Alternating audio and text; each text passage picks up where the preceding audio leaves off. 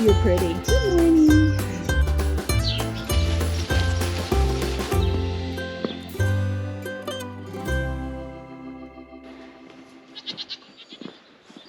Look at that gorgeous shelf cloud behind me. See, weather scares the crap out of me, but it also like fascinates me and amazes me.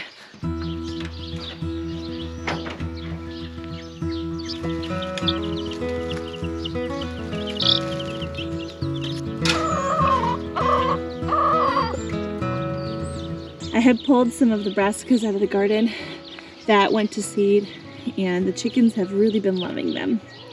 Chickens really prefer like broadleaf plants. They'll peck at grass, but give them a patch of clover and they're gonna decimate it. So they really enjoyed those brassica leaves. I feed a lot to our pigs, a lot of our excess food to our pigs, and sometimes the chickens get left out. So I'm trying to be better about that.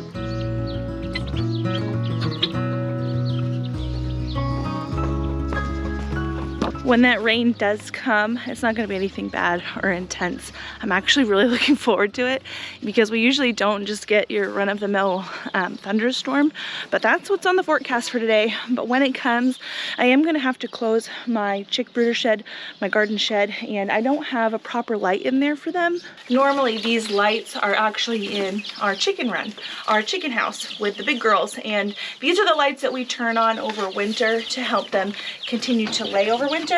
But right now there's plenty of sun, there's plenty of daylight hours, so those girls don't need this light. I'm gonna give it to the chicks. There we go.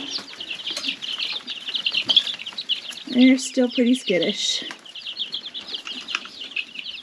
So with that, I'll be able to come by later, shut this door, and keep them dry and safe without like just a red light to go about life by.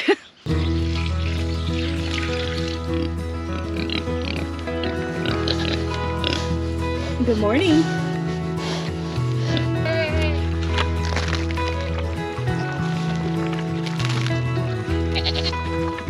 So we've had our KuneKune pigs for 2 years. These guys are 2 years old. We bought them as a breeding trio. Bobo, black and white one right here. He's not related to these two ginger girls here. They were born at the same farm around the same time, and we raised them up together. And I think that's kind of where we went wrong, because these guys, they have not successfully bred. So we raised them together for about the first 6 months of their life in our greenhouse over here. It was a really cool experience, and it was a really fun way to break in the ground on the greenhouse. And then we moved them over here thinking that, you know, when they were ready, they would breed. I had read online that KuneKune pigs, sometimes the boars are a little bit shy and they won't breed until they're around a year old. So I wasn't worried about them getting bred too young, but then it turned out that he didn't breed them at all. And from what I've heard, sometimes when you raise pigs together, they get this like kinship mentality, even if they're not related, and they won't really breed. So the solution to that is to separate them for some time. Absence makes the heart grow fonder, and then you reintroduce the boar later. So I think it was last July I pulled Bobo out into a separate pen. He was by himself for a little while, and then I moved in a couple goats with him, and they bonded quite well, so he wasn't too lonely. But then right before the big major freeze that we had this last December, I moved him back in with the girls so there could be as many bodies as possible, keeping the pigs warm. And so I had figured the 6 month separation should basically kick the breeding into gear. But I think that the girls, if they had gotten bred in December, should have had some signs of pregnancy by now. And I don't think that anybody really looks different than they have. So we are going to be getting rid of these pigs. We are putting them in the freezer because it's the busy time of year. I am going to be using a butcher, a local Amish butcher, and we're going to start with Bo. So we're going to take Bo to the butcher first and give the girls pretty much the entirety of the summer. I don't want to butcher them if they're, you know, in the middle of a gestation or anything like that. So I want to give the girls the benefit of the doubt, and we won't be bringing them into another winter. So I have thought about, and I've been offered other boars, other gilts, other ways to make the pig breeding program worth it for me so that we can continue on. But honestly, I think I'd rather just raise feeders. We have a lot of different animals here that we do breed and raise up, including the goats, and I'd rather focus on those things. I think I'd like to narrow my focus down to really giving my breeding attention to my goats and my rabbits, and we'll raise a pig or two here and there for meat for our family. There's no shortage of feeder pigs around here, and I've already got a couple feeders lined up, and I think we're gonna continue to raise smaller breeds like this. Kunes are a lard pig, but they're also small and friendly, and I feel like I need an animal like this that I can handle when needed, that I'm not really afraid of. I mean, I'm smart around them, but I'm not super afraid of these smaller pigs. And so I think we're gonna be buying some American guinea hog piglets from one of my friends, and those are going to take a couple years to raise up, but honestly, with 3 of these in the freezer, I think we'll have time to wait. There should also be a ton of lard on those pigs, and that's gonna serve us well for a long time as well. Good morning.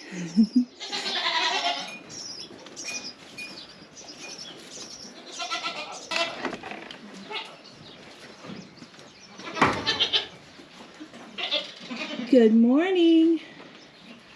There's Tolly. Good morning.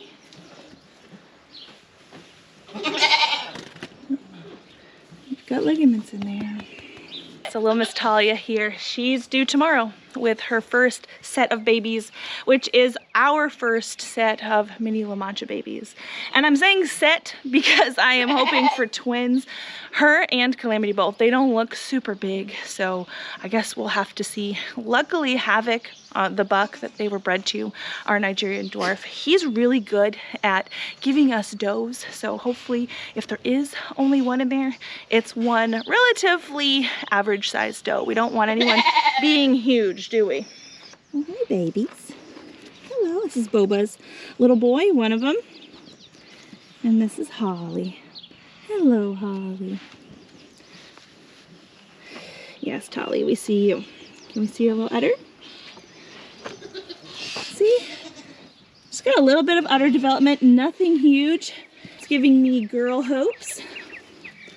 Her ligaments on the back of her tail here, they have been really, really tight, and they're still super tight, but I've noticed that they are softening just the tiniest bit. I might be wrong in my recollection, but I think her mom went 10 days overdue, which we are not wishing on Talia at all. We'll just have to see. Sinking in a little bit.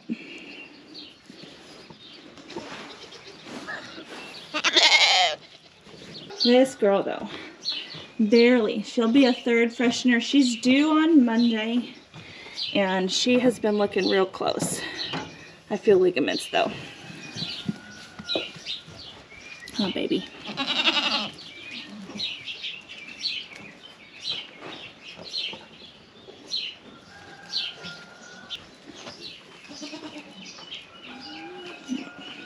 I know, I'm sorry. You look good. She's ignoring me. At this point, I wouldn't be super shocked if barely delivered before Talia, but there should be a goat birth either way really, really soon. Miss Tallulah, have you found a bed? Sweet girl? Tallulah's little ear, her floppy ear, you can kind of tell it's got a little bit of flop to it still, but they're looking like regular old Nigerian ears at this point. You're a good girl. You're a good girl too. My girls are never up early, so this is a couple hours before I normally milk, and they know it, so they're all still gonna be lazy, which is fine. I'll be back later. Good morning. Good morning. Hello. I just moved these 3 amigos out of the little pasture over here, this chicken pasture, because the grass over here was growing actually a lot better. It's a lot longer, it's a lot more green and lush, and this just looked better for them. So these guys are hanging out over here. You guys are attention hogs, you really are. So I kind of touched on this in a couple videos ago, but I didn't actually really show you that we got the trellising up in the lane over here. So this space here is actually where we're going to grow a lot of sprawling and rambling plants. So I have different types of cucumbers, different types of melons, some squash that I'm going to put on here, and it should be pretty epic. I'm actually quite excited for it. So we put down the weed fabric. This is the way I like to grow things, and these T-posts are 10 feet apart with some of the extra sheep and goat fencing that we had laying around. And this should work out quite well. We are gonna burn holes in the weed fabric to put the plant starts in, but I'm gonna wait until the starts are ready to be put in because the weeds are probably gonna try to take over pretty quickly through those little holes. Ideally, I would have placed the weed fabric down sometime last fall to let things really die and break down, but when I step on it, it feels like we've really snuffed out what's under there.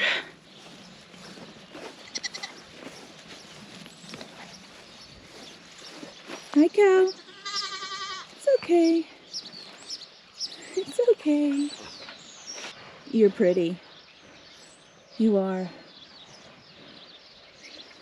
Our neighbors raise Angus beef cattle, and I really love seeing them. I especially love seeing them when he puts them in the back pasture back there. It's directly behind our property. It makes us feel like we have a herd of beef cattle. I just love watching them.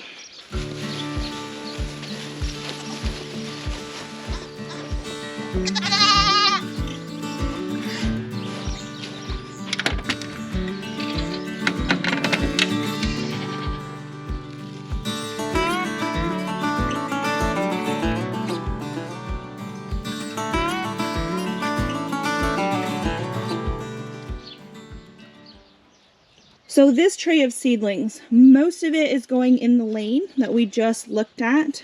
There's some cucumbers here, some slicers. These are gherkin cucumbers. There are some, so this is a sugaretti bush. This is a bush style squash. That's gonna probably go here in the greenhouse. But I do have some loofah gourds and some birdhouse gourds, and those I am planning on putting in the raised bed garden on the trellis. I've never grown either one of those things, and I'm super excited. So far, only one loofah has germinated, but it hasn't been very long. So we got some strawberries coming in the green stalk. That did not take long at all.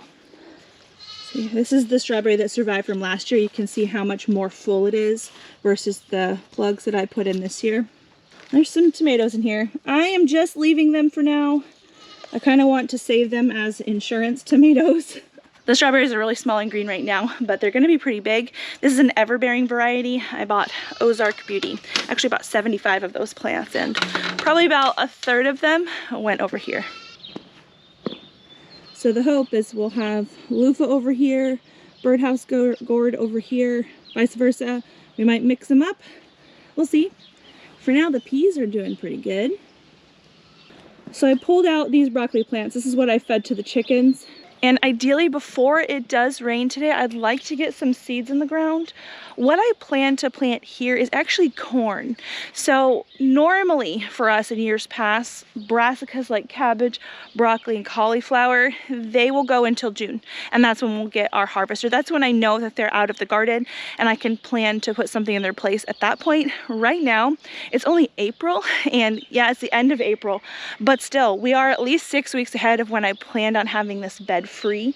And so I am going to throw in some corn here. I was going to maybe borrow my neighbor's tiller and put a strip of corn somewhere on the farm. I hadn't had a perfect plan for that, but I think that I'm going to stick them here because genuinely I have nothing else that I really want to put here. So I'll be doing the same with that purple cauliflower. We have harvested most of what we can out of that. We didn't get very big heads this year. I think it's a combination of the high-low temperatures going back and forth and the fact that I planted these guys really close together. I haven't done that in years prior, and I don't think I'll be doing it again. Yeah, I've harvested out of here. These guys don't usually put off very many side shoots, so I don't know if we'll be seeing little side florets out of these. Let's see, this one head looks pretty good, although it's still not as big as we've harvested in years past, and it is starting to be at that harvestable stage.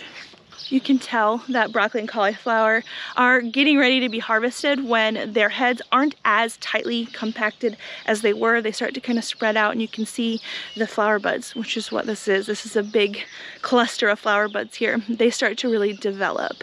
I've got one lone purple cauliflower over here amongst the garlic and the onions, and I'll be interested to see what this does. Oh, see, it's got a little head starting in here. If that thing heads up bigger like I'm used to seeing, I'll know that it was a spacing issue over there and not an environmental or like temperature issue. See, I've cleared this bed out in preparation for some seedlings to go in here. Look at the oregano, guys. This oregano was put in here in 2019, and it has infiltrated the other beds a tiny bit. You can see that there's some oregano kind of going into this bed over here, but in general it stayed pretty contained, and I love when it comes time to harvest this.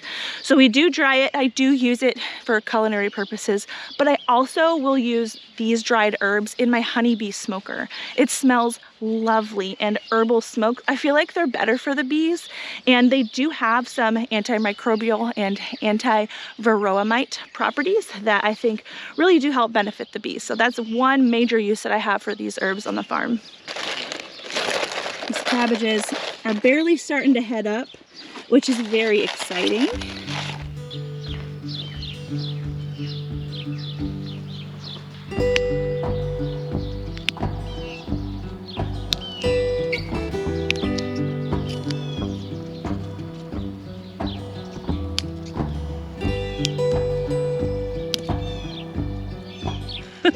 Mini heart attack just then. My daughter yells across the yard. She goes, "The goats are out."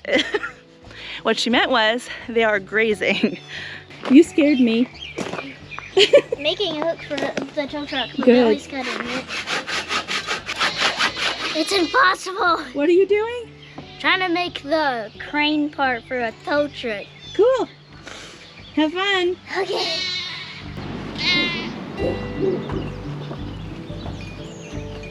Oh, of course. You come and the goats run. It's okay. Good morning, Mars. Good morning. That's a big one. And in the kids' garden, they actually have quite a few strawberries lined up here. And some of these have started to flower too. The whole idea of the kids' garden is a place where they can come and just graze. They can just eat to their heart's content off of these plants, and the rest of the garden is really for our food preservation. And there will be some snacking and things done out of my garden, but this garden is theirs to basically do whatever they want out of. So last year they had a garden as well, and Addie actually chose to preserve some of her tomatoes. She cut them herself, she put them in the dehydrator, and she loved snacking on those things. I think basically all the tomatoes that she put away were gone within the first week, but it made her so proud and gave her so much confidence. So these tomatoes actually stuck in under their trellis yesterday. These are tomatoes that volunteered in this space from last year. And I mentioned it before, I think in a couple videos back, but a volunteer plant is a plant that grows from seed that fell from last year. So after this garden came out last year, the girls wanted to put in a small flock of chickens to help clean it out, to help fertilize it, to help kind of get the bugs and things out of the ground. And they had fed the chickens some tomatoes that we had at the end of the year that just, you know, were getting kind of yucky. And so these tomatoes here, these are volunteers from what the kids had fed the chickens. And we're not really sure exactly what is here. And it's a mystery, and it's kind of an exciting mystery. I imagine a lot of these probably are cherry type tomatoes. It's what they had growing in here last year. But it really could be anything since they fed the chickens some scraps. So some of the leaves are a little bit yellow. I did just put them in the garden yesterday, so they really haven't had a chance to soak up the nutrition that is in the soil here, but it shouldn't be long and these guys will be greening up and growing. I just got caught out in the rain, but I managed to get quite a few things planted today. So if you're not subscribed, stick around. I'm gonna be starting garden tours very, very soon. I am already super thrilled with how beautiful the garden is, and it's only gonna get better.